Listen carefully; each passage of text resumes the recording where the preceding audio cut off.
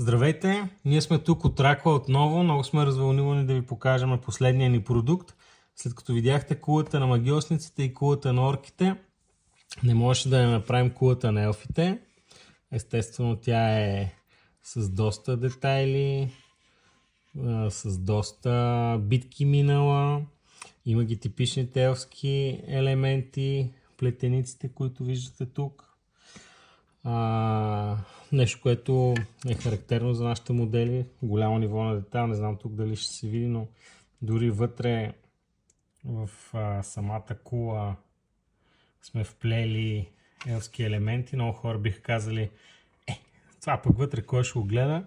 Ние си държиме просто нивото на детайл да е много високо. Ето сега ще ви направим малко...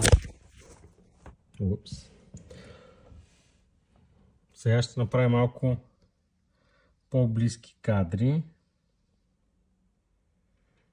така че да може да видите за какво става въпрос.